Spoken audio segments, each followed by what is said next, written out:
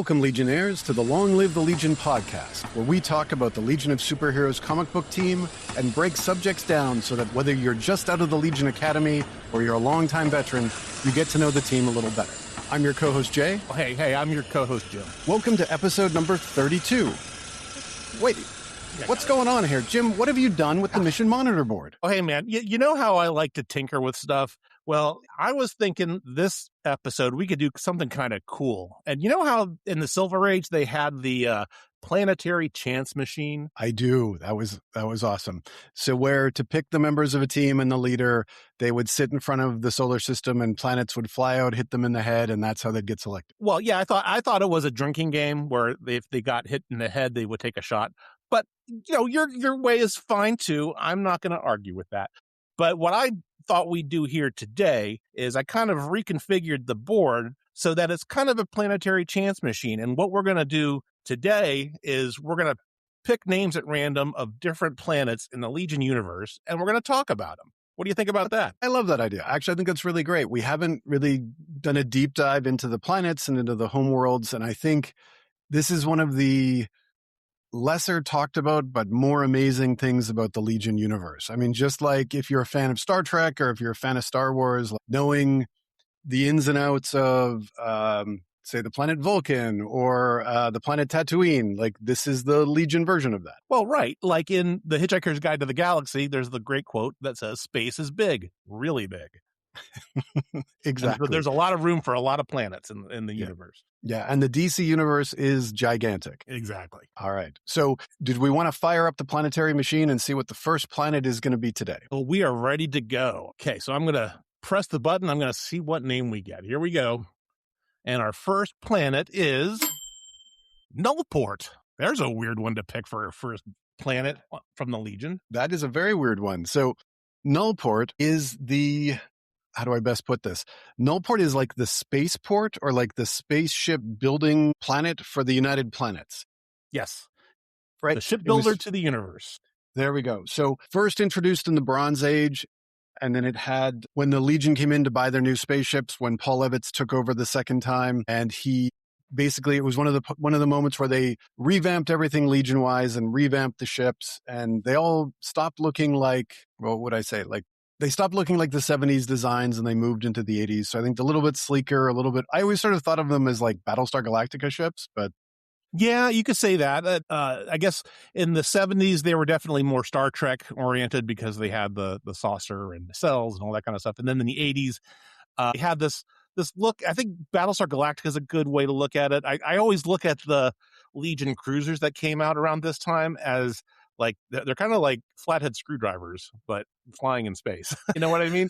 Yeah, I do. And those designs actually stuck around for a good 20 years, which is pretty long lasting for any kind of design from a Legion perspective. Well, a good screwdriver lasts a long time. So that's right. That would make sense. Especially if you get a Craftsman. So please sponsor us, Craftsman. We will be quite happy to take your money. Well, I want to just call out a couple other things about Nullport because it is one of the things that you do see a lot, especially in the Levitz Legion. And it's probably most iconic for the guy who runs the place, or a guy. He's kind of a horse being. I guess the specific species is called a Equisian, and his name is. I'm going to really screw this up now, but it's Hernath. I think that's right. Please don't call the pronunciation cops on me, but I think this is right. But if you've ever seen this, he looks like a horse, right? He's the guy when you look in the comics, in the Legion comics, and they're at a big port facility. He's the horse guy. And that's typically him, although there are others in that race that they show. Yeah, it was one of Pat Broderick's issues that he drew. I'm going to get really nerdy on this one. And I think the big demand was like, let's stop drawing just humanoids and let's start drawing some different aliens. So, of course, rather than draw something you don't know, the easiest thing is to draw, like horses. And I don't remember when we did back in the Reflecto saga where the camel aliens showed up. This was sort of something they did in the late 70s, early 80s. Aside from showing up as the spaceport, so anytime the Legion needs to buy new ships, Nullport shows up.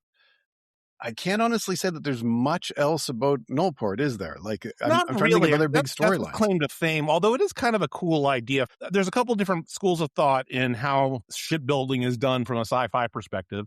There are some people that say, well, you want to do any kind of spacecraft construction in zero gravity because you can do anything you want. That's fine. But if you want to have something that's streamlined, it's best to do it on a planet because you're dealing with the planet's gravity and you have to make adjustments for that. If you have a sci-fi universe where you have artificial gravity, it kind of really doesn't matter. But it is really cool. And you can use something like Nullport to draw all kinds of crazy spaceships if you wanted to. So I think from a sci-fi perspective, I think it's a really cool idea. Yeah, and they did take what you just said into consideration. Like Nullport's gravity is lower than Earth's. And that was one of the moments of the, when they were, that actually comes into the point of the story. So, I mean, I think it's one of those things where I would actually say I kind of wish they had used this more because I'm a huge fan. I mean, some of my favorite moments of like Star Trek, or I actually think of like Galaxy Quest when they get to the when they get to the spaceports and they see the ship and they pull it out of the dock and they have this. I mean, it's a bit of a cliche, but it's just an awesome thing to see. And I think the Legion could have had a lot more fun with that, especially just say to the artists, draw whatever you want, have fun. Absolutely. And I do like the fact that in the case of, I'm going to say Hernath as well, or Hernath, or however you want to pronounce it. They gave him a different personality and they had him smoking cigars and it was just nice to have somebody different, right? Like I think in a lot of the Legion stories, especially in the 70s, and everybody's humanoid, they didn't really play with aliens very much unless it was the villain of the month. And this was just a supporting character who really kind of took a lot of attention just because of the way Levitz wrote him. Yep. So yeah, I mean, this is a nice, I'll say this, it's a nice, easy planet or asteroid to talk about. It's a nice little aperitif. Shall we go to the next one? Yes, but I will say, I will give you mad props about the call out for a spaceship dry dock. Think about in all especially the Star Trek films and like Picard season 3, especially when they have that big reveal of the Enterprise, actually Enterprise D and the Enterprise G at the end, spoilers, sorry, that it's a very dramatic moment. And you're like, oh my God, it's the ship. So I think it's a great tool. And I think, let's use it more if we can in the future. Just don't have it drive into the side of the dry dock like Galaxy Quest, which is literally the only thing that comes to my mind. All right, let's go to our next one. And our next planet is Medicus 1. Well, we're dealing with the kind of the side characters here from a planet. We are. Actually, we're not really on planets yet. Yeah, exactly. So this is the hospital in the Legion universe. So it is located 1,000 miles above the Earth's surface. So for those of us like me who deal with metric, that's what, 650, oh, sorry, more, 1,300 kilometers. My math is bad today. It is basically this big satellite that they've built. It is a null gravity hospital. And I don't think it introduced Dr. Gimmel. So I'm just going to say this to start off with. We are going to mispronounce a ton of stuff, especially when we talk about the planets and we talk about all the different people. And it's one of those things where when we were doing research for this, the first thing I learned was there's a ton of different ways people say this because of, I mean, honestly, like the silliness of the written English language, where you look at it and go, is it Gimmel? Is it Jimmel? I mean, we just had that big argument with Gim Allen, with Colossal Boy. So I'm going to say Gimmel. Is that okay? Jim, do you have a different one? You can say that. I say Jimmel because it's literally GYM, which is the word for Jim. Gymnasium. So Jimmel. So yeah, that's what I've always done. But, it's all good, whatever you like. And I'm not sure if this is where he originates from, but it's certainly where he spends most of his time treating the Legionnaires and such. I mean, I remember this main claim to fame for being where Saturn Girl gave birth to her twins. And I also believe this is where Shrinking Violet went to recover from her abduction, if I'm not mistaken. Yep. It's also where Timberwolf got his plastic surgery.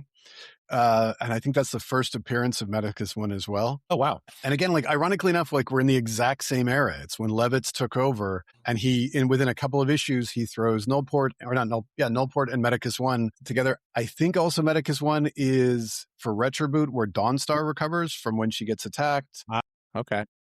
Did they have Medicus 1 in the reboot Legion? You know what? I don't remember. I'm not sure if I remember that actually. Because I don't think they did, but I don't want to. I remember them going to the hospital, and then when they saw, I'm going to say Jimmel will just match with what you said, Dr. Jimmel, and then was it cousin who was the psychiatrist whose name Right. I'm blanking on. Right. I can't remember if that was Medicus 1 or if that was somewhere else. I know, I remember there was the issue where Violet was recovering from the Mordru battle, but that was on one of the UP space cruisers on their way back to Earth, not Medicus 1. So yeah, that's a good question, actually. Yeah. And it's Medicus 1 has always been one where every time I kind of think about it, it makes no sense. Like to fly literally a kilometer away from the Earth's surface to go to a hospital. I'm like, why wouldn't you just build a hospital on Earth? Like, right.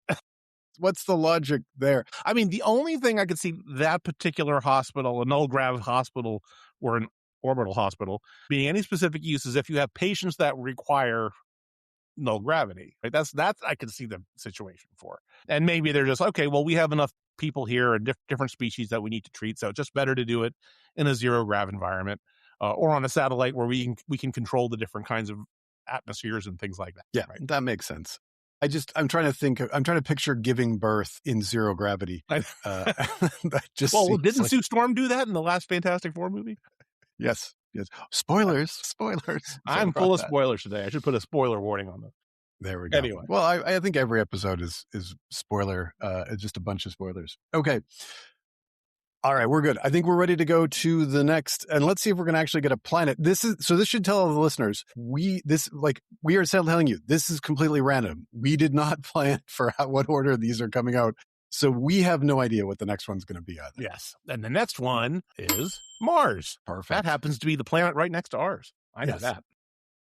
It happens to be red. I know Matt Damon spent a lot of time on Mars. Matt Damon. So anyway. It's great. All right. So Mars is an interesting one in that, I mean, we just talked about Colossal Boy, and I'd say Colossal Boy is probably most tied to Mars. Yes. Of any of the characters. So in the OG Legion, Mars is where Colossal Boy gets his powers. In the reboot Legion, Mars is where Colossal Boy is from. So that's his homeworld. And in the Legion world, they have colonized Mars in both versions. And there's a bunch of people living there. I mean, realistically, when we talk about the DC universe, I think when most people think about Martians, they think about, of course, John Jones, right? The Martian Manhunter. Yep. Who does make an appearance in the Legion. That's right. Yeah. Well, now I don't know. We never do find out if it's actually Martian Manhunter in the future anyway. But we do know that after is it after Mon-El joins? We do see that R.J. Brand has an office in or around Mars, and that's where he receives him. And because he seems to be very tied to Mars for some mysterious reason. And then, as I mentioned earlier, with Shrinking Violet gaining her powers, her growing powers in the reboot, there's a moment where he's psychically reaching into her head with the help of Sensor, and you see kind of this shimmering outline of a Martian, but we never actually find out who that is. We don't know if it's John Jones. We don't know if it's a Martian that we don't know yet, or from one of the other species of Martian. So it's kind of a mystery. One of the many reboots mysteries that remain unsolved. But they did have at the end of 5 years later, it was actually John Jones who shows up, right? 5 years when later. they're fight. Yeah, like in the Volume 4, like before the reboot, he shows up it actually is John Jones who shows up. So reboot, yes, it was a bit of a mystery, but 5 years later, I know we've all tried to purge these issues from our minds because they're like if I'm making a list of like Legion issues for Legion fans to avoid, like this is one of them. So that's why like my memory could be shaky. And right now there's a bunch of people probably ready to email and go, no, Jay, you're entirely wrong.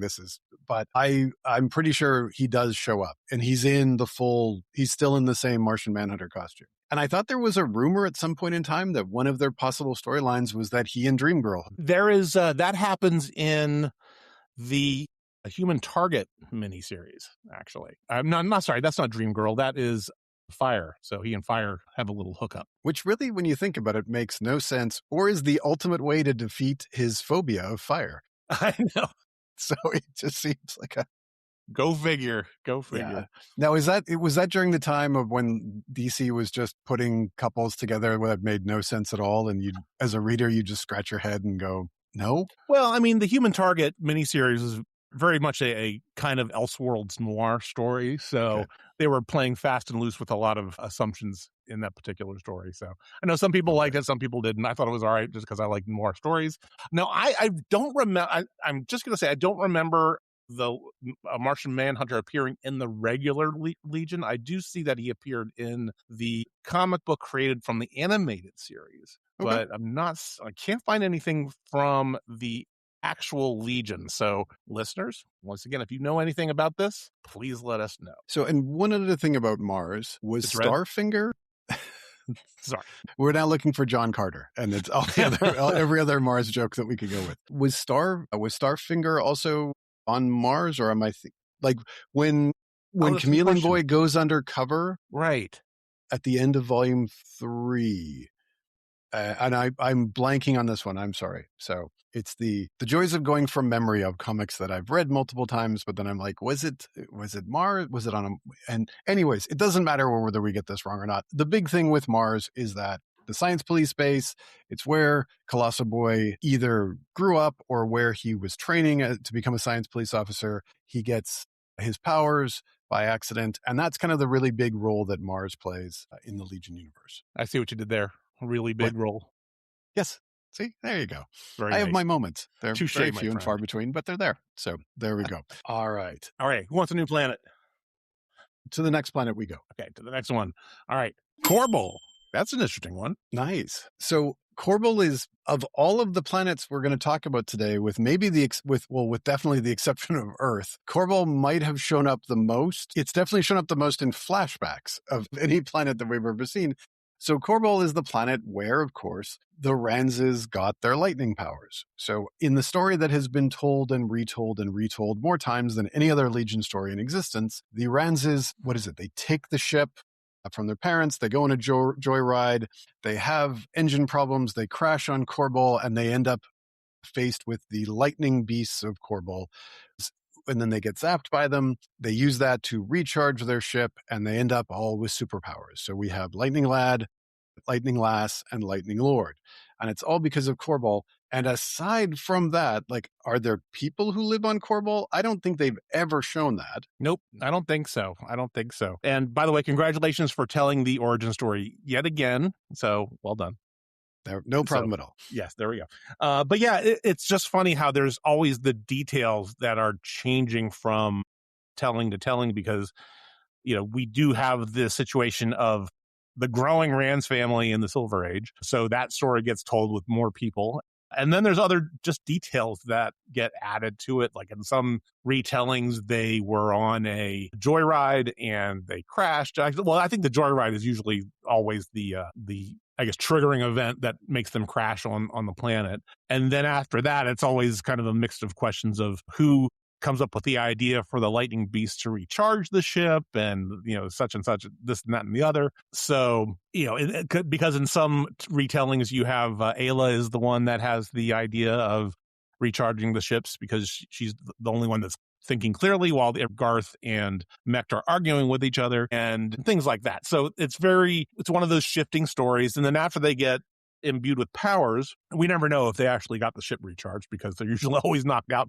And then in a lot of cases, they are in some kind of a coma for a time being afterwards. And that's varied based on different stories, right? With regards to, I think in the 3 boot, Mech is the first one to wake from the coma, and then he joins the Wanderers for their particular mission that they're doing. But I guess in the reboot, it is more of a traditional situation where they're all put in a comatose, but Mech wakes up first and then starts on a criminal rampage. Then Garth wakes up and then goes to find him.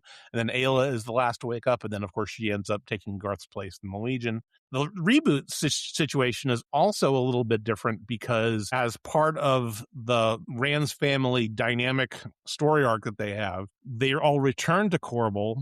And Mech goes on this rampage of just wanting to kill all the lightning beasts and essentially, I guess, absorb their power. But then Ayla comes to the rescue and then helps defeat the Lightning Lord. And then I believe they come back too when Ayla loses her powers and becomes more of a Light Lass type character when she gets her gravity adjusting powers in the Genesis storylines in DC at the time.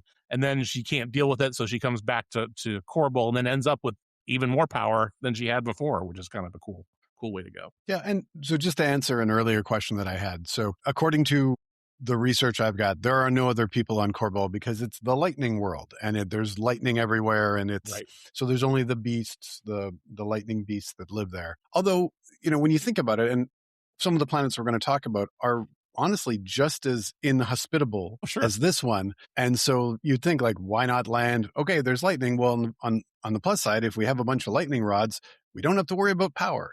Like, we kind of have our natural, we just need to build a structure. I think what's really most interesting about Korbol for all of this, and Jim, you just talked about this, is that it's kind of the one thing that doesn't change. Like, when you think about all of the Legionnaire origin stories, like almost all of them have been tweaked or changed, and in some cases, like, completely done differently from the OG version. But this is the one that just is consistent throughout, is that the three of them end up on the planet and they get their lightning powers this way. And it's kind of one of the only unchangeable facts of Legion history, is that they're going to end up on Korbol and they're going to get their powers through this.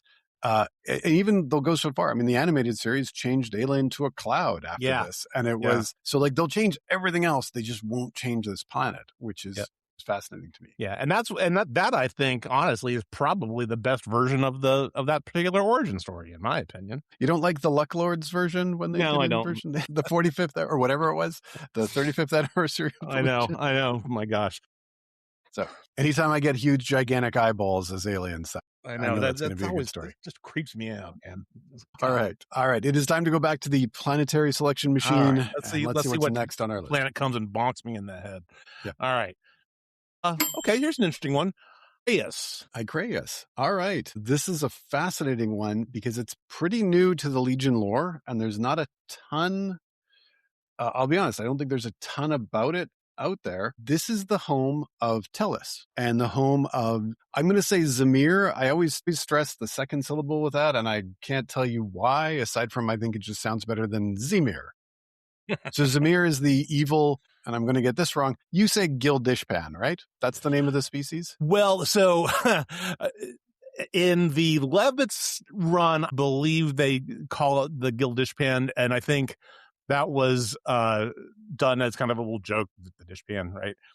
And then I think in the reboot, they just said, actually, it's the Gildans, I think, is how they ended up doing this. But yeah, I don't know.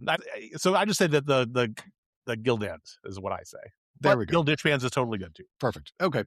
So again, this is a really hard planet to get a lot of stuff on. I did some research, I could barely find anything on this. So a lot of this is going to be going from memory, so I do apologize. So this is a planet that is entirely covered with sort of a soupy methane infused liquid. I want to say water, but I don't know if it's exactly water, which is why both of the main species from there, Tellus' species, and I'm blanking on his species now, and then Zamir's species, and that's it kind of looks like the shrimp in the ball, if you don't know what I'm talking about. And Tellus is the telepathic and telekinetic fish who joined in, I shouldn't say fish, sorry, who joined in Volume 3.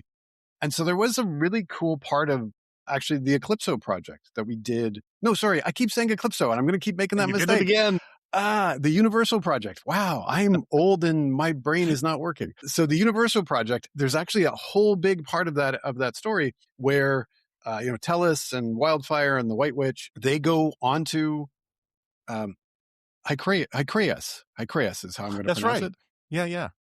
And it's a really, like, it was a great story because, again, like, I think a lot of Legion fans, or a lot of Legion's fans I've talked to online, they want more alien Legionnaires. Like, if we're going to do a sci-fi story and we don't have to worry about budget, we can draw whatever we want. Like, let's get some different aliens. So this was the first time seeing Tellus' home and where he came from. And one of my favorite moments is the joy he has as he pops off his mask so he can swim in the methane soup that is his planet. And I thought it was just a fascinating look at, like, a different kind of planet and a different kind of alien species. And we had the two of them. And I kind of wish that we'd had a chance to get more. And, actually Volume 3 didn't last as long as I would have liked it to. And we didn't get a lot of Tellus. Even when we got into 5 years later, he kind of got shoved to the background, and then he got a little character assassinated as well. This is interesting because I think they definitely, when they took Hykraius, they definitely doubled down into the sci-fi aspect of this, because you have this effectively a water world, and it's kind of really even cool that it's a methane-based water world. And then you have two different intelligent species that are from this place, right? Which is kind of neat. And I don't know, we're not really told if the Gildans or the Gildispens are just naturally bad seeds, but at least with the Zymer, right, he is definitely a bad guy, right? He's part of I guess it's part of the Dark Circle. Is that the group that he's with? He ends up in the Legion of Supervillains. Yeah, So yeah, like he's a bad seed. Yeah. And they also have a really cool power set. You have two different groups here that have big power sets. So the Gildispans have this teleportation power, and they can seemingly go wherever they want in the universe, which is kind of wild. So it's like Gates on steroids, basically. And then you have the Hykraians, for lack of a better term, for Tellus's character, where they're telepathic, and it's kind of neat. And like you said, you have these very alien species that are part of the Legion and part of the background of the actual Legion universe that make it very much more of a sci-fi type setting than we've seen in the past. Yeah. And so to save everybody who's yelling at this podcast right now, Tellus is Ganglios. That's the race. Is his name, yes. So you would think we would be smart enough. The fact that we're both sitting in front of computers, we could just go like, tick, tick, tick, tick. There he is. But we're busy trying to figure out what to say about the planet. So sorry if everything's like 5 minutes later than it should be. Again, the more sci-fi that the Legion gets, I'm always a big fan of. And I always thought it was great. And you brought this up, like the fact that there's these two competing races, these two competing species on the same planet was also a little bit different for Legion, because on a lot of the Legion planets, they kind of follow the Star Wars, Star Trek rules of planetary government, and like where like the environment is always the same no matter where you are. The weather is always the same. So if it's a jungle planet or a desert planet, so in this case, we have a water planet. Mm-hmm. And there tends to only be like one group and one government. So the fact that we had these two groups that were kind of, I wouldn't even say it was peaceful coexistence. I don't think they were fighting on the planet. That could be my memory being hazy. I mean, you could argue that probably the Gildishpan's power set didn't make any sense considering they were living in a water world. Like, I don't know why they'd need warp powers, whereas Tellus's powers actually really matched the world he was in, right? The fact that they're communicating telepathically and you're like, yeah, you're in a water world. Sound's not traveling. It kind of all made great sense. It was a really, really well thought out idea. And I hope we see more of this. Like, I'd love to see on the new Legion book, like they embrace worlds like this, because this is, I think, is when the Legion works really well. Yeah. Now I will say, and this is kind of unusual because I'm not sure where this actually sits or what the deal is. I remember the situation, but I didn't actually go back and read the full story about this. But in the reboot Legion, towards the end of the pre-DNA run of the book, there is this one storyline that's called The Elements of Disaster. And the whole story revolves around the basic elements, earth, air, fire, water, and that there's these elemental spirits that go and possess individuals from specific planets. And in the case of water, they actually go to the Gildans or the Gildispans' home planet. And what we don't know is this the same planet is this actually Hykraius? Because they don't actually name it, I don't think. I don't remember it being named very specifically in there. But we also don't know if the Hykraians, like Ganglios, are even there. We know we've seen them in the reboot, in the backgrounds of stories and things like that, but we've never actually interacted with them from a homeworld perspective. So we don't know if this is the same situation in the reboot. But if it is, in the Elements of Disaster storyline, that world is basically destroyed. It's dried up from the elemental shenanigans that are going on. But that is an interesting little change from the main continuity that's from what we've seen in the past. Yeah, just on a little rant, that whole the War of the Elements storyline or whatever, the fact that they wiped out what was probably Tellus's homeworld and definitely Block's homeworld kind of felt like a big shot at like Bronze Age or late Bronze Age Legion. And you're like, really? Did you need to go here? Like, come on. Right. Like, whether you think it's a good story or not, it was just, it was there a are weird those choice. moments. Yeah, there are those moments in Legion stories where you're like, are you taking a shot at an old run? Like, Right. is there a point to this? Like, what are you doing? Yeah, I mean, it is Yeah, comic books, and so you can yeah, turn back the clock on literally yeah, any decision that's ever made. But yeah, it's a weird choice. And I remember yeah. scratching my head reading this, especially the block one, and I'm like, man, Dryad's a cool planet, man. What are you doing? Yeah. What are you doing with that? That's a great comment. You can literally turn the clock back on any choice. Is there a Legion choice that they can't turn the clock back on? I don't Is there think so. something I that mean, has to think exist? think about it. Think about what they were looking to do even in 5 years later, right? So Yeah. one of the things that we have heard that for 5 years later, right, is that the world is destroyed, the Earth is destroyed, and so all these cities are kind of evacuated, and so you have this new Earth satellite that's kind of floating around. But the intent was to reform Earth Mhm. eventually. Look at the DNA Legion. When we were talking to Chris Batista, he was telling us the plan was to get Lightning Lad and Element Lad back, or sorry, Livewire and Element Lad back into their respective forms if they had been able to stay on the book longer, right? So literally, it's comic books, right? Bucky Barnes came back from the dead. You can literally make any choice that you want and have that be spun back. Well, I think Uncle Ben can't come back, right? Yeah, That's he's the like the only only one. one. Although I guess Yeah, we've seen Elseworlds yeah. Uncle Ben So characters, right? there's no way. Okay. All right. We've gone off on enough of a tangent. All Yes, right. yes. We're tangenting now. For our next planet. All right. Okay. Here we go. Pulling the next one out. Teal. And I'm going to let you go with this one because this is one that I am not as familiar with. There we go. So this is another tough one because we really only saw it in one issue in volume 3. So Teal is the homeworld of Quizlet. And it is basically and again, this is going to be me going a little bit by memory and a little bit of like what I think it was. It's an energy planet because essentially Quizlet is just an energy character, right? Yeah, I mean, honestly, is it a planet or is it a dimension? I think, well, it's a planet, but it's in another dimension, Okay, right? fair enough. So it's like So big still then. this is sort of a really funny story in that they finally explain Quizlet's origin story right before he's gone. And then he Right. never comes back. Like in true, like this makes no sense. So the plot or the story of it all is that Teal's this planet in another dimension, and I think there is the theory that it's a microscopic dimension that's how he kind of pops in and pops into ours. They build him that special little ship that Quizlet flies in, and he's going to explore a different dimension. He gets sent into Earth. He's supposed to come back and report, and he ends up going, "Yeah, I like it here. This is too much fun. I'm not going back." But what's interesting is that like everybody in this dimension, everybody on this planet has the same power, which is they're all energy beings. They can take over. Now, in the comics, it was always like inanimate matter, and they can change it and control it and move it and form it into whatever they want and make it move around. The evil person in me always wondered what would happen if they took over animate matter, but I don't think like Levitz ever did that, because as soon as they leave the inanimate matter, it basically crumbles into dust. Yes. Yeah, that's right. The cost of the power is the destruction of whatever the object that's being animated is. Yeah.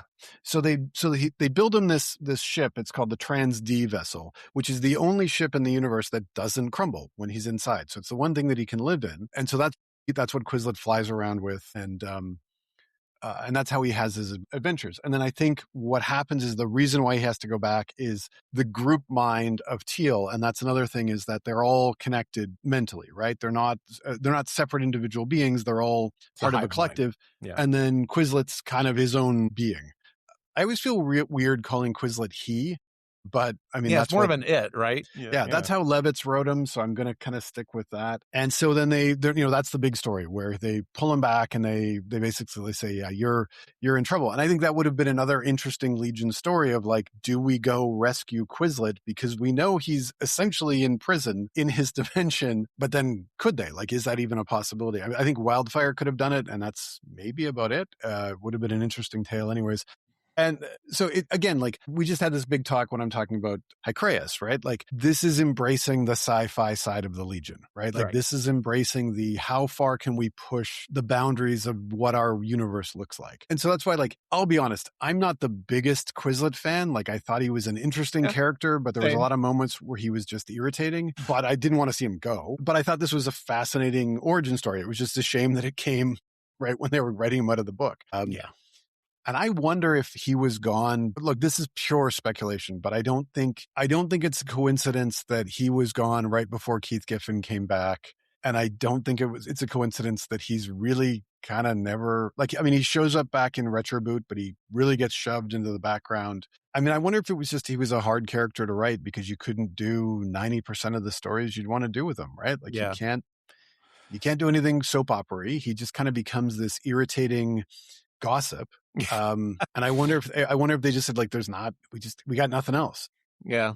I mean, it is weird, and I guess given Block's fate, it's probably all for the better. But one thing that we should probably talk about, since we're on the subject, is I guess Quizlet was the person or being that created Wildfire's new outfit, right? Well, yeah, Quizlet was the one who taught Wildfire to arrange his energy into an actual body, so he could actually like touch Dawnstar finally for the first time. He was actually a being. I thought it was a great plot line. I didn't love the design, but I thought it was at least an interesting twist. And then, of course, as soon as Quizlet goes back, Wildfire's back to being a blob of energy, and he has to go back into the suit. So it was kind of like, it was yet another moment in the Dawnstar Wildfire romance where they get close to being in a relationship, and then it just gets, pulled, the rug gets pulled out from underneath them. So I mean, that was a tough one. You're just like, oh, come on, he was doing so, but yeah. It was I mean, there was that, like I say, like to me, when I think of Quizlet, there's that plot point, and then the fact that he caught Dream Girl cheating on Starboy and kind of blabbed it to everybody, or at least that's how I read it. And you're like, okay, so he kind of accomplished two things. He was an interesting character to write. He had an interesting dialogue, like speech pattern, which made him different from the other characters. Like I say, I love seeing more alien characters or something that's different. I thought his power set was very different. Like I can't think of a lot of characters in comic history that kind of did the same thing. So that was, I mean, it was good to see. Like rather than have like, hey, it's another, and I mean this liking both Invisible Kids. Hey, it's another Invisible Kid, and you're like, okay, let's do something a little bit different. Change it up a little bit. Yeah. I mean, I guess it's kind of cool to have Teal be an extra dimensional planet. I guess there's a few of them that we deal with in the Legion. Not many, strangely enough, but I guess there's enough planets to deal with in the main physical universe than having to deal with other things outside of our dimension. But yeah, kind of a cool concept. Yep, I agree. All right, and with that, I will say poop a doop and go to the next. All right, here we go. I will get my alcohol ready since we're doing the take a shot every Let's time. See what we get. I know, right? Weber's World. Oh, this is cool. I've been wanting to talk about this one. Cool. Then I'm tempted to give this to you. So it is Weber's World is, how is it described? It's basically like the government offices, like the bureaucracy of the United Planets on a artificial world built by the United Planets. So it's this floating, I want to say planetoid because I don't think it's as big as a planet. Whenever there's like a big diplomatic meeting, so like, the Coons have come to talk about this, or, Ambassador Zelnick has to argue with the Durlans, it happens on Weber's World. And I thought this is another really interesting idea of rather than, because it is one of those things like in the Legion, there's moments where I always go like, why does everything have to be on Earth? Like, why is Earth the home of everything? Exactly. When you could, especially when you have this tech, and to build your government offices essentially and say like, okay, you want to talk to the UP, this is where you go. And we can fly to, like, so if we want to have a big diplomatic mission, we take Weber's World over to this city or not city, sorry, this planet or this star system or whatever. I thought it was really, really cool. So there's two things in there that you mentioned that are the big, heavy concepts here for me. So first is that it is effectively the de facto capital of the United Planets, right? Because like you said, when you have all these planets from all over the place, it doesn't make sense for one planet to be the capital. It really should be some kind of a neutral territory. And in this case, having an artificial planetoid that is capable of doing this, of having all this, you can have, whatever atmosphere you need, just kind of like we mentioned with Medicus 1, right? You have an environment where you can put different atmospheres depending on who the different ambassadors or diplomatic groups are, but you can still have it be a familiar place. And the other cool thing that is you kind of touched on is that it's mobile. It can go anywhere. It can literally go anywhere in the universe, which kind of like makes it like the Death Star, but that's fine. We'll not mention that. But yeah, I was looking at a couple other things here, but yeah, it's effectively it's a planetoid specifically for the office of the United Planets. There's lots of folks there. I mean, it houses millions of people, and it's a huge deal because it's all throughout the Levitz Legion and beyond. Interestingly, I'm kind of wanting to know your take on this, is that when we get to the reboot Legion, we don't get Weber's World, but we do get Legion World. And I've always thought that for the reboot Legion, this is basically the same thing. Interesting. That's not a connection I had ever made, because I always saw Legion World as more like RJ Brand's headquarters and his power structure rather than the UP power structure. But I think also because in Reboot Legion, I think the UP and the Legion are more at cross purposes than in the OG Legion. But I will say this, like, if I was going to bring Weber's World back, I think I would make it look a lot like Legion World. Like, I think that would be the concept that I'd go with. And I'd say, because, you've got the central base for all of the Stargates. So it's where everybody can go and everybody can come in. And you've got, sorry, I'm getting on to Legion World. I got to stay on Weber's World. It would just be sort of the perfect place for all of the UP to get together. And I think that's why I think Weber's World works so well for me, is that it is that great idea of like you mentioned, neutral site, place for everyone to come together. And yeah, I'll just go back to this. I never considered that, but yeah, Legion World would probably be how I think Weber's World should be. I'm just going to repeat that point. I mean, I've always thought that it was the reboot representation, just because of exactly the things that you're saying there. What is it? In the secret files, I guess it is, there are habitats for every UP world. So everybody can live there from wherever they want in the UP.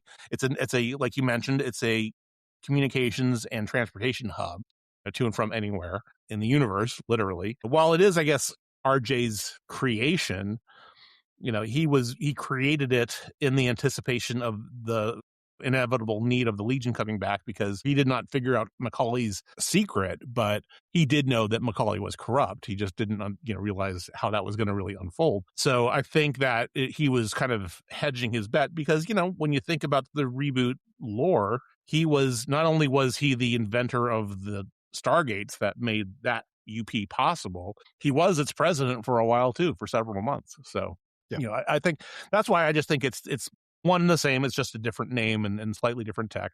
And because it's also technically mobile, right? It's something that moves through space. Although by the end of that reboot Legion, it's kind of stuck where it is, just because otherwise the Earth's probably collapse or something bad's going to happen to it. But yeah, so that's kind of my thought with regards to Weber's World and Legion World. I think they're effectively the same thing, just in a different continuity. Yeah, no, I really like that. So here's an interesting thing that I just wanted to call out, because I always like looking at when these planets first appeared, right? And so Weber's World actually goes back to the 70s. And of all the planets we've talked about so far on this episode, Paul Levitz is responsible for all but a couple of them. Like he created Weber's World. He created Nullport. He created Medicus One. He created, he didn't create Mars, obviously, or Korbal, but everything else. He's just, and again, he's just, throwing fastball after fastball idea-wise of hey, here's something else that we can play around with. And I mean, so when I think of, I just wanted to pull this back a little bit. So with Weber's World, so it gets introduced, I think, during Earth War is when we start seeing it, or near Earth War. Yeah. If you need a reason to read Tales of the Legion of Superheroes, right? When those two books split off, when Legion goes to volume 3 and then volume 2 continues, but they call it Tales. There's a really cool Weber's World story where there's a couple Legionnaires like Brainiac 5 and Supergirl and Sunboy on Weber's World. Or is that a little bit before that? No, Tales is when they chase after the Dark Circle because of what happened on Weber's World. But there's a whole big Weber's World point there at the end of volume 2 Legion, and then into Tales of the Legion. That really kind of gives you a sense of what's going on behind the scenes, or how the whole planetoid works. And I would recommend checking those out. It's a really cool concept, to have that separate sort of government. And let's be honest, I don't think there's a country on the planet where they haven't argued at some point in time, hey, the capital's in the wrong place. or the capital is in the wrong city. This isn't fair to this group or this group or this group. Like I know for me in Canada, like the fact that the capital is on the east, and so everybody in the west is like, well, nobody talks to us because the capital isn't here. And I mean, I'm guessing the same thing happens in the States. Like if you live in California, the same thing happens or it has happened in the States. It's happened within the States. It's one of those things that is very, it can be very, I guess, depending on the circumstance. But in this case, it's in space. So, yeah. And again, like you think of the perfect way to kind of solve all those problems is, hey, you're a planet that don't think the UP's taking care of you. Well, we're going to send Weber's World over and you're actually going to be right there in the center of government. Yeah, exactly. There's no one home place. Okay. Let's go to the next planet. All right. Let's see what we got for the next one here. Naltor, everybody's favorite I was going to say pregnant, precog homeworld. So, all right, we were talking about Naltor. So Naltor's a really interesting place. I want to call out something just to start off with that I don't think gets enough attention. And the fact that they did this decades and decades ago, Naltor is a matrilineal planet. Like everything's through the women. So like women run everything. And so I think it's fascinating that like it's just something that you don't see. And I don't think they talk about a lot, especially because they keep making the High Seer this old man. And right. It's kind of a weird thing. Exactly. But it's a planet that's essentially run by the women of the planet. The women are the most important people. And I think that's kind of really fascinating that they did that. The other interesting thing about Naltor is, of course, Naltor being the home of Dream Girl and the home of the White Witch, even though everybody kind of forgets that they're sisters. Right. Well, at least in OG continuity. Exactly. Everybody has the power of precognition. They can all see the future when they, I think it's always when they go to sleep. Although depending on the version of the Legion, sometimes they can like sleep while standing up, or they have quick flashes, or depending on the training that they have. So everything, they see everything coming, which again, we'll talk about this more when we get to the Dream Girl episode. But I mean, imagine an entire planet where everybody knows what's happening. That's gotta be crazy. Anyways. Yeah, I don't know if I can deal with that, actually. So another really cool thing about Naltor is they also tied magic into this planet. So it's not just everybody has this superpower, but there's also a really strong magic element, which is why the White Witch is from there. So they kind of are able to use both Dream Girl, well, especially Dream Girl. They can really expand her abilities or her capabilities. And this is something I've written about. I don't think we've talked about this a lot, but like the fact that she's attuned to magic, she can see the future. She's also a brilliant scientist who doesn't act it. It's and from some of the comics I've been reading recently in my rereads, might be the best fighter in the Legion as well, the way Paul Levitz has been writing her. It's a planet of these incredibly capable people. I was about to say these incredibly capable women, but there's incredibly capable women everywhere. And I realized I was going to sound horrible with that statement. So I'll pull that one back and just say it's a really fascinating planet in the Legion universe. Yeah, no, I agree. And I love, I'm one of the few people I think that really loves when the Legion combines sci-fi and Dungeons and Dragons, the kind of high fantasy concepts into the same thing, just because it's a real cool blend that works for me. And it's kind of old Star Trek where you have the scenarios where, the Enterprise crew beams down and, they have to not break the Prime Directive, but in this case, who cares? In some cases, it's, they're actually, in the case of Naltor, they're actually a full member of the United Planets and one of the richest because they can predict the speculative markets, which is kind of funny.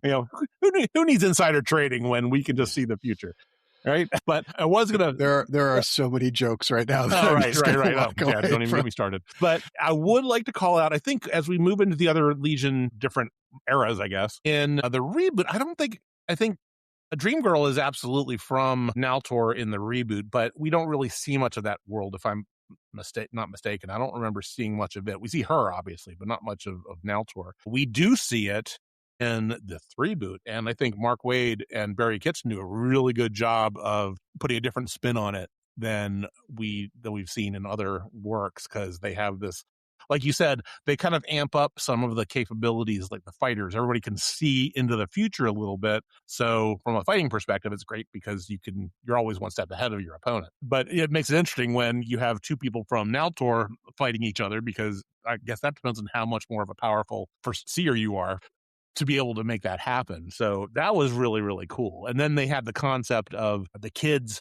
Help me out here, because I'm getting bits and pieces of this. I can see it. I can almost see it. but I can't quite. The kids can't dream. And so they're all having all kinds of issues because they took off their flight rings, or they didn't have the Legion rings. Oh, no, there was a something scrambling their brainwaves or something that prevented them from entering REM sleep. And so they were going crazy. And their society was kind of going sideways because of it. So it was really kind of a fascinating take. And you got that right. There's nothing to correct. So you slept enough and you got the images correct. And I got there. Your Naltorian powers are working well. Yeah, I thought, it's kind of funny, like when you think about both Reboot and I think 3-Boot, one of the things that both of them did really, really well in different ways was look at certain planets and really sort of expand how that planet would actually work. And I'd say, I'm glad you called it out. Like I thought the 3-Boot really handled Naltor well. What would happen to a planet if everybody's used to going to sleep, dreaming the future? And I would imagine to a certain degree, I don't know, would you feel happier and content if you knew what your next day was going to be like? Like, would that be sort of a way to release stress? Like if you say like, hey, all is good, and so when you take that away, the entire planet falls apart. Like everybody's just scared and anxious and, because just think of us, like we can't predict the future, but I think if every day we went to sleep going like tomorrow's going to be horrible, we would all panic and go nuts. So the Naltorians just take that to a whole other level. Yeah, I think it's a fascinating concept to have everybody in the same sort of mindset. Again, I hate to keep going back to Levitz on this. Levitz kind of toyed with that idea as well of like the science was so advanced on Naltor that one of the machines they had was actually preventing everybody from seeing the future as well. And people were panicking. This is, again, early on in Levitz's run where he's playing around with this. I think there is that concept of like, what happens if you can always see the future and then suddenly you can't?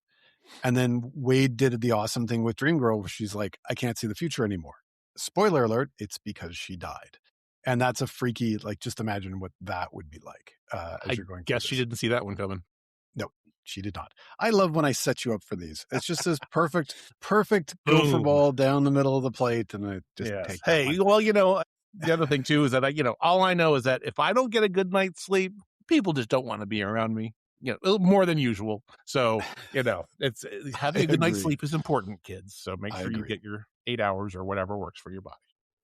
There has to be a word like hangry for when you don't when you're angry, tired, like tangry or cranky? Something like that. Yeah, cranky.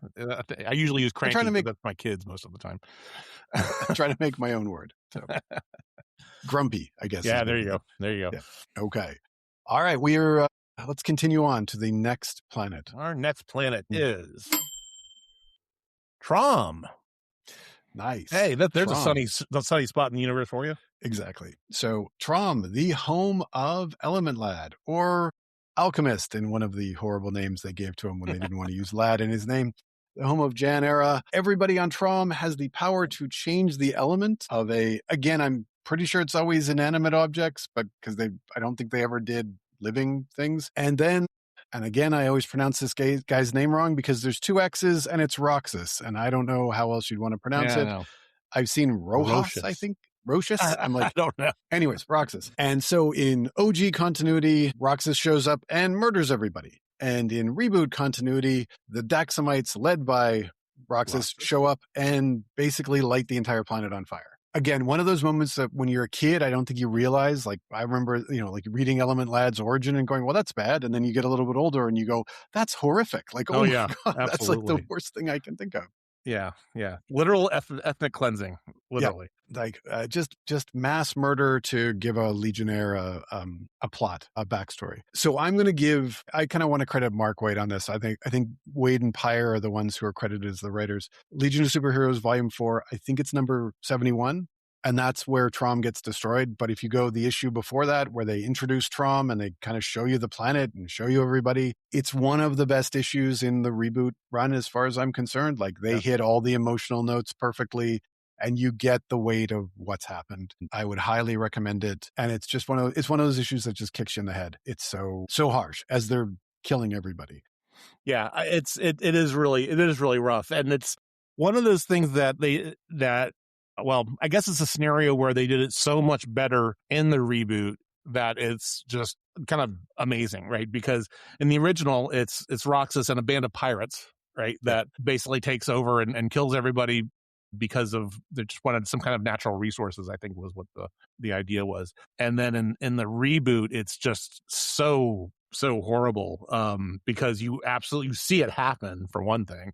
You just see these people just getting fried. And, they're set up as this wonderful peace loving, it's a kind of an Eden, if you will, where everybody is wonderful to each other, and it's a, literal idyllic landscape, and a beautiful planet and everything that you'd want. And then these Daxamites that are extremely xenophobic come through and just burn the planet down to a cinder, and just for the purpose of not letting them go out into space, which is kind of crazy, right? It was just a very horrible thing. Although, of course, we get the one person. And I guess the key to this is that RJ Brand Stargates are made from, I guess it's tromium. Is that what it is that they make for the purposes of the Stargates? So the reason that RJ Brand is able to create the Stargates that then creates the United Planets is that the Tromites create the element that's used for the Stargates, thereby unifying the United Planets. So the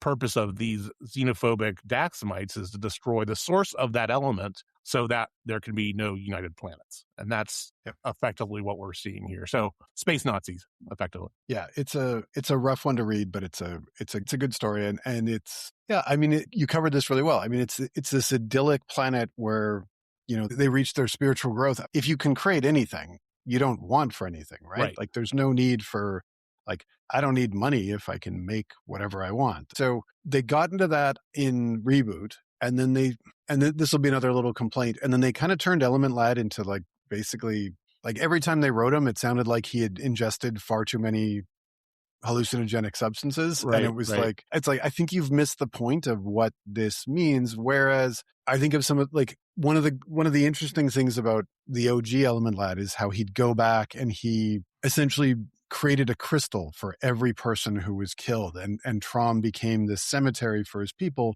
But it was also the place that, like, he had rebuilt of, like, this is my home. I'm going to keep it in this idyllic state that I remember. And it still had his spiritual center. So he brought Siobhan Aaron back in essentially a marriage ceremony, although he explains it that they don't actually get married on Trom. It was more just a joining ceremony. Like, yeah, because she says, "Are we married?" And he's like, "Well, no, that's your culture, not my culture. Like, it's different for me." And again, it's this beautiful moment that they do. And I think that was always a really great thing about Trom that they did when they pulled it off, is they made it like a good way to view death, if that makes any sense, like a healthy way to deal with it, instead of, like, I remember there's the issue where Element Lad wanted revenge, and then he realized, like, no, this isn't going to do anything. But that was kind of like a very simplified version of handling it. They kind of get more into, no, this is who I am. And then by 5 years later, he's living on the planet full time, and all he's doing is he's maintaining everything.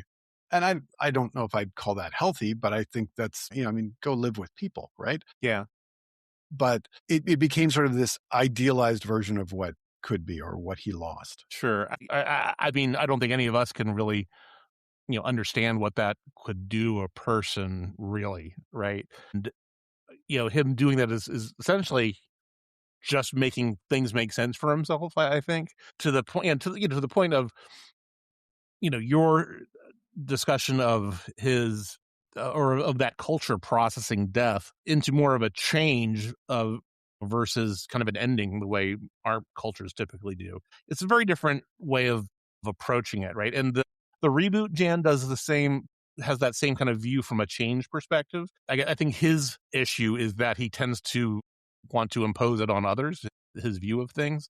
And which doesn't make sense, especially when you have the situation that happens with Jim Allen, the Leviathan, right, dies. And so, people don't really appreciate his point of view of him just going through a change versus him being fallen in battle, right? Two very different things. But yeah, I think it's one of those scenarios where you don't really understand what that can do to a person, but it gives the writers a lot to mine to really do things with for a character. And I think they really did a good job with that in the 5 years later, even before 5 years later, too, with regards to Jan era. I don't think they really mined that to the depth that they should have in Reboot, because, like you said, he ended up just turning into a kind of a space cadet, which is kind of unfortunate. Yeah.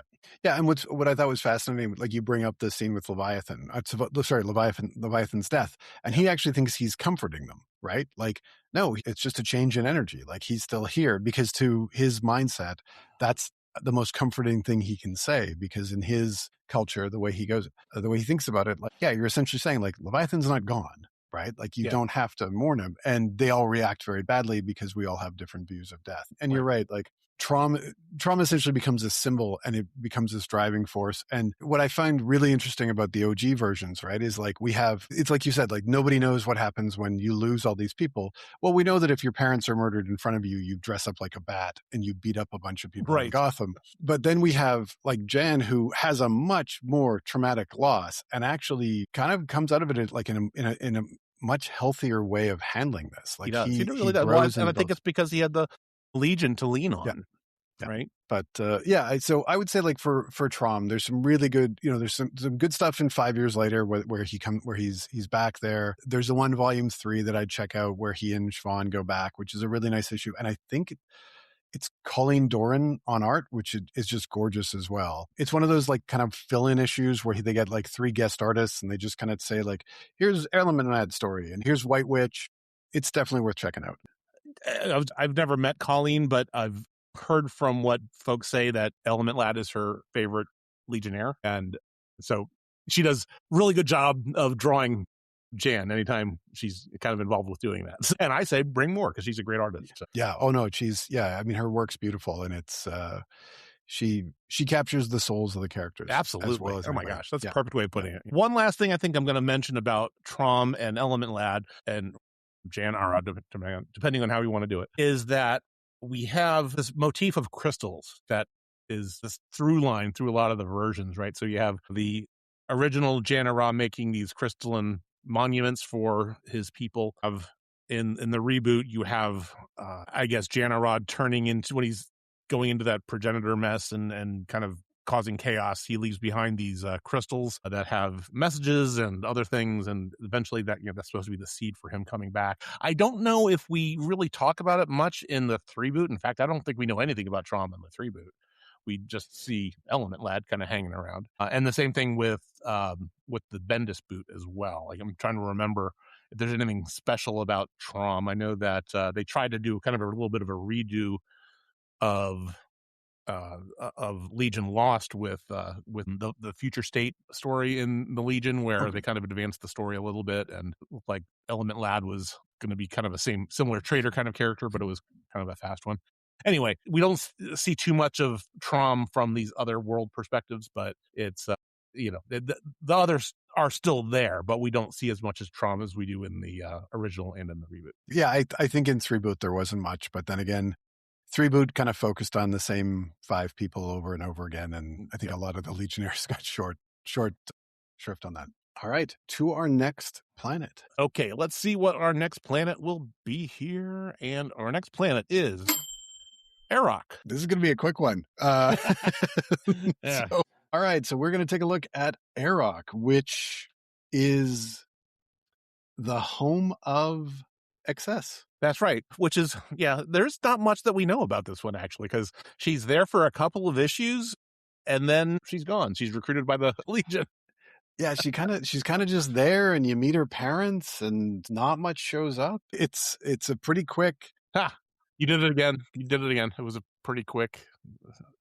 Yep, I'm good with this. A pretty quick story, as fitting for XS. They never rebooted this, right? Like they've kept Aarok. Yeah, we never heard anything else, mainly because, XS kind of got lost to the winds of time or whatever. But the way I'm remembering it is XS was targeted by Dominators and captured and tested, and that's how she kind of gained her superpowers. And then once those manifested, she took her father, because they were torturing her dad. She watched them torture her dad, and that's how she kind of manifested the powers, defeated the Dominators, grabbed her dad, and ran away. And then, from all we know, she was living on Aarok, and that's where she got the call to come to the Legion. And that's pretty much all we know.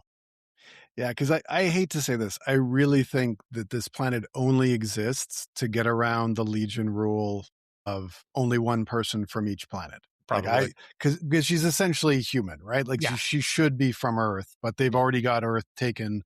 Because she's Dawn Allen's daughter, so DAWN, Dawn.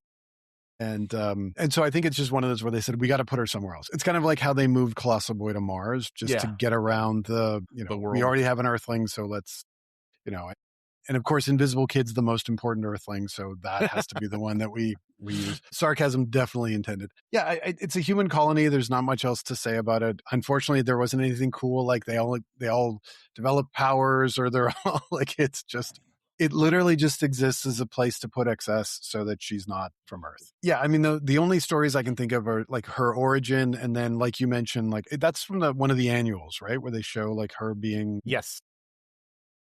her watching her dad getting tortured. Yeah, I mean, I think it's one of the interesting things about XS, to kind of go on to that, is that I think I don't want to say they didn't really care about getting the origin right. They're like, we have this really cool concept and this really good design, and we need to just get her on the team. And her personality is so different from everybody else we have that we can have a lot of fun with her, and the readers aren't going to really care. And to be honest, they didn't. Like, I don't care about Aarok. I was going to say Aarok. So I would say, like, of all the planets we've talked about today, this is probably the most inconsequential of all of them.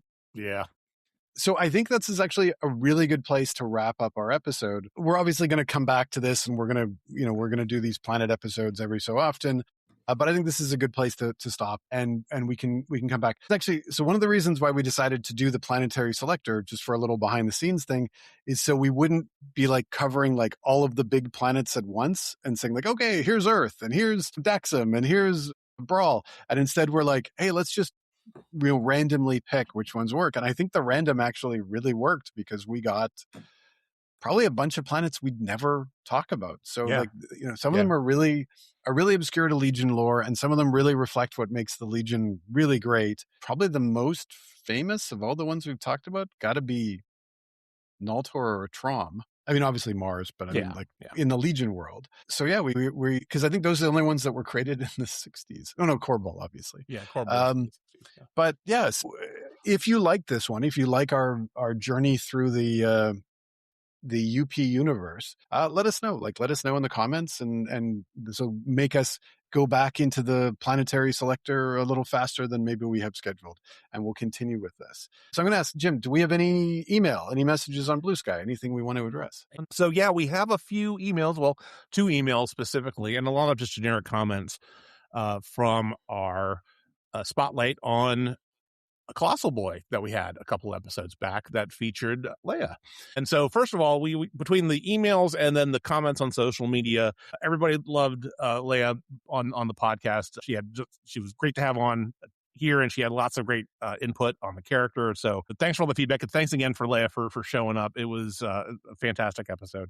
So first email that we have is from our friend Timmy. So he says, I enjoy your spotlight guests, and Erumadin/Leia was a wonderful guest. Some favorite moments. Great inclusion of the Blue Ribbon Digest. As a kid, I liked that after several digests with just Legion reprints, this issue had a framing sequence around one of the reprints. And while it wasn't my favorite era for his art, I think Carmine Infantino's only Legion work. Thank you for putting some respect on Micro Lad's name. It was a simple but fun tweak in the 3-boot, even if Big City made no sense. Love the idea of a heads-up display for Jim. It might do him a lot of good to know what's going on around his feet or on the building roof behind him. A display could provide that information. My final thought is that I was sorry I hadn't seen the call-out for guests on character profiles. I would definitely toss my name in the hat for the ring for Princess Projector. I had the opportunity years ago to customize an action figure for Paul Levitz, and he said it should be whichever character you enjoyed most during my run. And to my surprise, it was Jecki.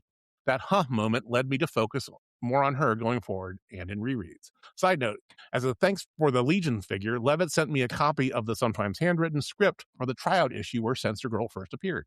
Years later, I read an interview with him, and the photo showed the Censor Girl figure I had made on the bookshelf behind him. Happiest nerd moment ever. Anyway, great pod. As always, long live the Legion. Tim, that is one of the coolest stories I think I have ever heard.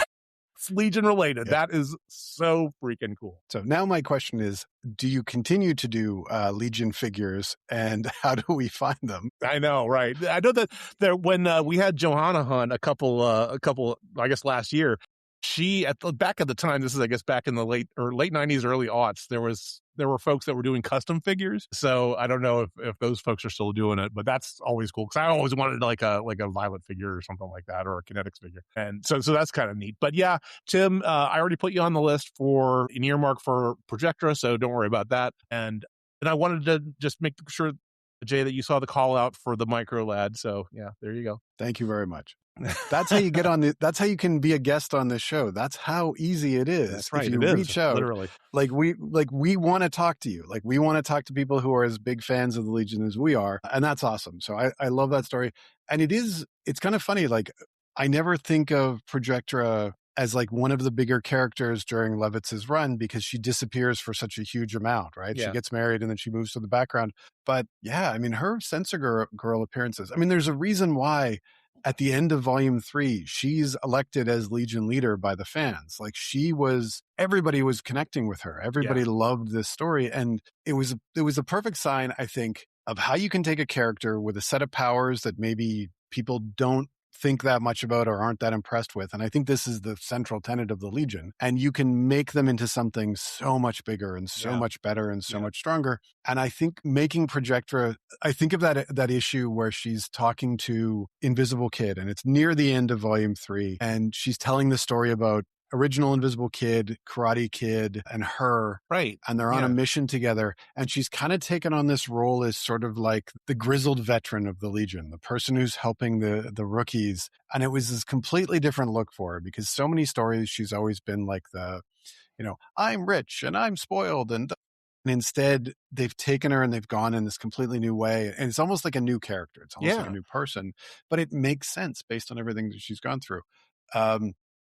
Yeah, I mean, like it's. I can see that, and I totally get why she would be your favorite from Levitz's run. Because for sure. Yeah, I think you hit the nail on the head. Censor Girl is a completely different character than Princess Projectra, and and she's a cool character, and with the whole just from appearance to what she's doing and the whole mystery around her.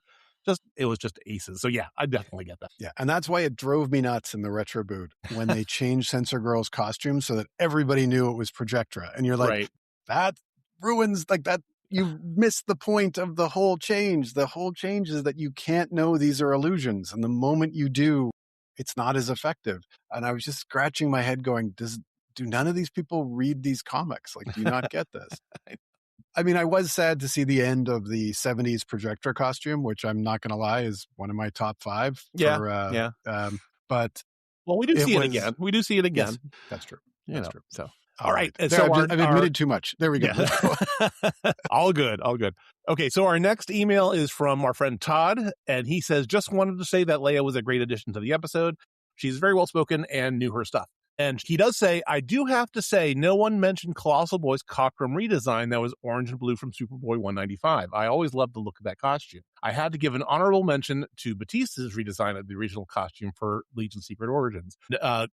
Good call out on both counts there, Todd. Yeah, we totally didn't even think about the orange and blue uniform from Superboy. Definitely a different look. And then I totally forgot about the redesign from Secret Origins. That's a great call out there too. Yeah, I think it's because it didn't last very long. Right? Exactly. It was a pretty quick change. And I think because it was at that time where he got so many bad costumes that I think we just remember the bad ones and then we miss the actual interesting ones. I mean, there's the moment where he looks like he's a wrestler and he's wearing a singlet, and you're just like, this is a horrible choice. And I don't know. The one with no pants. Is that the one? Yeah, with the no pants, and it's like, oh god, guys. But I agree. And the Batista redesign was nice. He's it's kind of funny. Like of all the Legionnaires, you can make the argument Colossal Boy might have the worst collection of costumes of anybody. Yeah. And sometimes I think it's on purpose. Like I think the artists are like, this is a guy who wouldn't know how to dress himself. So we're going to give him something that he thinks looks cool. And I actually think that says something about the character, right? Like that he's just so clueless about this. And it kind of makes him more endearing. Like I keep thinking of reasons why I like Colossal Boy. And these are the moments that I'm like, yeah, he's not that, he just doesn't get it. Just doesn't get this stuff. Yeah. Or I'm just reading too much into it. I mean, he does seem to be more of a regular guy, like not regular guy, but like normal human being. He's not with all the mistakes and problems that all of us regulars have and not the folks that we see that are Olympic athletes and all the other folks that are these wonderful paragons of humanity, I guess. Even though Kind he's of being definitely sarcastic a little like, bit about that. yeah. Yeah, even though he's definitely an Olympic athlete and he's Yeah. he's like, it's this stunningly handsome human being who's in amazing physical shape. Yeah. It's like no, but he's the klutz of the team. Exactly. Exactly. I love the fact that there's a klutz in the mix here. So that's good. Okay. And last email is from our friend Martin Gray. And he says, Leo was a great guest. I was going to say that Ray Palmer was established his Jewish background around the same time as Soft G Jim, but I was misremembering JLA number 188, in which he's invited to a Hanukkah celebration, but isn't established as Jewish himself. So good call out there, Martin. I think that's all of our emails right now. That's good. So that's cool. And again, always great to hear these comments. And I'm glad you enjoyed. Everybody was as happy to have Leia on the podcast as we were. And I will just say this, if you can reach out to her on Blue Sky, we've got all of her links on our podcasts, and bug her for the podcast that she's putting together, because we all want to hear it. Yes. And I think you would all want to hear it, because she's going to deep dive far better than, or far more than we will. It's definitely worth annoying her a little bit and be like, please do this. We want this podcast, right? Give the people what they want. Yeah, exactly. All right. I'm going to put you a little bit on the spot, Jim, because I haven't asked this, but we haven't done this in a while, but I just wanted to throw this out. Anything you're reading or listening to or watching that you would recommend right now? Oh my gosh, there's so much. Where should I start? I think, what I'm going to start with is, since we're on comics, I'm going to start with comics. As you may or may not know, depending on what you're watching and reading these days, DC has come out with a new Vertigo line with a bunch of new comics, and I'm kind of really digging what I'm seeing here. So there is a new book out called The Nice House on the Lake. It's one of the new Vertigo titles. It popped up on the app, and I'm like, oh, let me check this out. And I really dig it. It's very much, it's kind of a mystery, because we don't know what's going on yet. It's very strange, a little bit mysterious things going on, where apparently the world's ended and people are trying to figure out what they're doing. And there's a good faction and a bad faction, and it's very unsettling. It's very weird, very strange, very mysterious.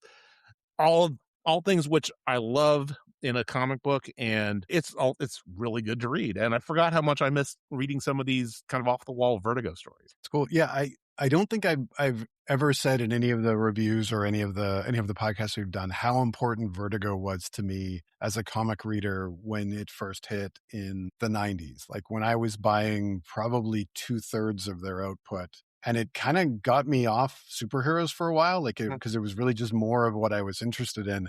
And you're getting these top creative teams, and they're allowed to push the envelope, and they're allowed to do stuff. And so I'm really excited to see what they've done. And the fact that they're bringing it back is great. And it's kind of a little bit different from Black Label. Like I don't necessarily need mature superheroes, but I just want writers who can try something different. Or, so like I think of like 100 Bullets, and there's going to be a sequel to that coming up. And that was one of my favorites. And things like that, where they get to really play with the art form and do things different. Yeah, no, that's exactly the right way to put it, right? The Vertigo titles are a great way to show what the comic medium is capable of. And this Nice House by the Lake story is very much a very ethereal, very almost Lynchian type of story, where you never really know exactly what's happening, versus this other one that I'm interested in, which I haven't started reading yet. I read the preview but not the actual book, The Peril of the Brutal Dark, the Ezra Kane mystery.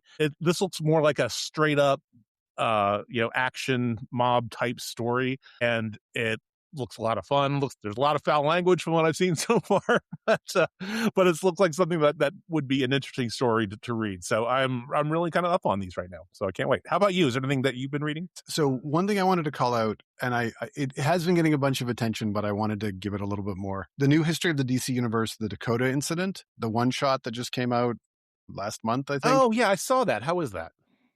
Really enjoyed it. It's a really love these takes on the DC universe, but from a different perspective. So they really get into like, how would the African American community view Batman and Superman, and when the government is coming in, and it's basically, I don't want to give away anything. It's just definitely worth reading, and they're playing with the whole backstory of all of these characters. So you're getting Static, and you're getting Icon, and you're getting, so if you grew up reading those, or if you grew up watching those TV shows, I definitely check it out. And there's sort of two reasons why I'd recommend doing this. And the first one is it's just a genuinely good story. Like, it's worth checking out. It's a one shot, so you get one story and you're done.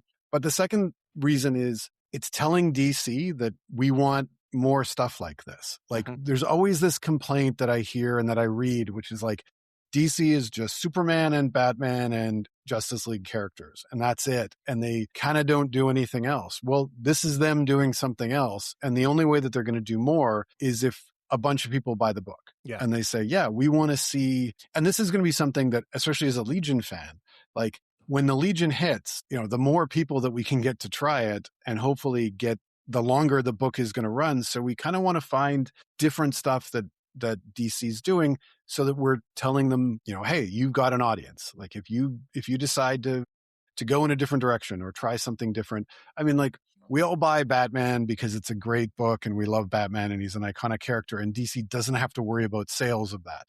But something like this, like I say, if you loved Static from the TV show, or you love those old series, buy this book and keep these things going. And it's the same with the Vertigo stuff. Like, if nobody's buying the Vertigo books, it's just going to disappear. But if you want a different kind of story and a different kind of comic, like, give it a shot, give it a read and see what it looks like, and tell DC, yeah, you're going to make money on this. You're obviously not going to make as much money as you're going to make on, Batman versus Deadpool, right? Like, but it's going to be worth publishing it. And so I think the more of those books we can support, the better, especially if it's something that leaps out to you.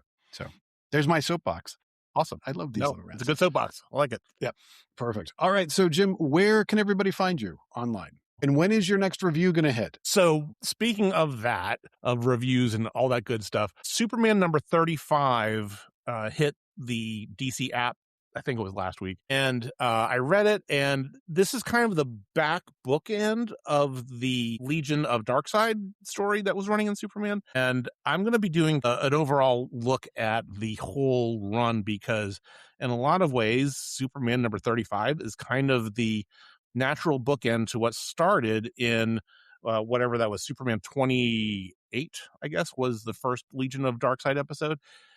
And it's really, when you look at that whole run together as one piece, it's really good. There's this really good, I don't know, it's a really good arc, because there is a definite beginning and there's an ending, and that ending very much mirrors the beginning. And there's just a lot of really interesting parallels to this story. And I'm going to be doing a write-up on this whenever I can find time. It's been crazy in my normal life lately, but it's really good. I highly recommend folks read this, and because this will eventually lead into the ongoing whenever that gets published, and hopefully soon, because we haven't heard any word yet. So at least as we record this. But so once that happens, and once I am ready to actually write that, you will be able to find that at my Legion Reviews website, which is jimboslegion.blogspot.com. And then you can also find me personally on Blue Sky at jimbofett.bsky.social, on Reddit as jimbofett87, and on Discord as jimbofett on both the Legion Fan Club Discord as well as the CPOV Discord. How about you? There we go. I was going to say as well, I mean, I'm bugging you a little bit about not having posted any new stuff, but, real life does take over. And, my joke is sometimes I'm just like shoving out, this is going to sound like I'm not thinking about my reviews, but there are definitely weeks where I'm like, I'm not bringing my A game, but I'm trying my damnedest too. So if you want to see my Legion reviews, and I would actually say this, a perfect way to reread the Legion is actually find the issues where both Jim and I have already written reviews, read those comics, then check out the reviews and see like, okay, what do you think? Or, and go back and kind of check that old stuff, and then tell us why we're wrong, which is really the other fun part. Yeah, exactly. Exactly right. Because it's going to come. So you can find all my reviews at jmlonglivethelegion.blogspot.com. I am right now still in the middle of Retroboot. We are ramping up the Legion of Supervillains storyline. So Saturn Queen has just taken over, and at the time of recording, those are the issues that I'm in. Kind of cool. You can find me on Blue Sky at jmckernan.bsky.social. And if you want to find me on Reddit or Discord, and as Jim said, I'm on the Legion Discord and the Certain POV Discord, you can find me under the username Drake Burrows. because I have to make it confusing. I can't do the same thing over and over again. And how do they reach out to the podcast? Well, we have lots of ways of doing this. So we have, I guess our main social feed is on Blue Sky, where we are at longlivethelegion.bsky.social. We have a Facebook group presence. So you just search for Long Live the Legion podcast on Facebook. We have our YouTube site, which is at Long Live the Legion podcast. And we have our link tree where we have all of our links, and that's at linktr.ee Long Live the Legion podcast. So, and that is about it. So with that, I guess I have a big mess to clean up now that we're done using this planetary chance machine. I guess I got to get things back in order, huh? Yeah, so it's going to take you a couple of weeks, right, to get the mission monitor repaired. That's more shit I got to do. But hey, you asked for it. So it's true. You decided you needed a drinking game, so we've got that. Well, so we never really need a game, but no, we do not need that. So I just need to go back and read some of the end of 5 years later, and the alcohol pours quite freely. So yes. On that note, for everybody, hopefully by our next episode, the Mission and Monitor Board will be back up and running. We've got some great subjects, and I'm just going to keep it a surprise for you. But I will give you a little hint for the next episode. We will be talking about everybody's favorite Gary Stew. And I'll just leave it at that and see if you can figure out who we're talking about. That is going to be our focus for the next episode. And I probably pissed off a bunch of fans right there. Until next episode, long live the Legion. Long live the Legion. Long live the Legion.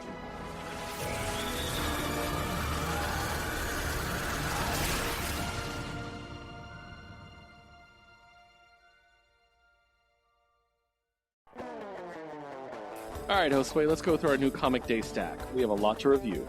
I know. Maybe we've gone too far. Well, let's see. Marvel, of course. DC.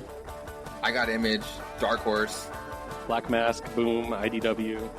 Aftershock, Vault, of course, Mad Cave, Oni, Valiant, Scout. Magma, Behemoth. Wow, that's a lot. Well, all we need now is a name for our show. We need a name for our show about reviewing comic books every week. Something clever, but not too clever. Like a pun?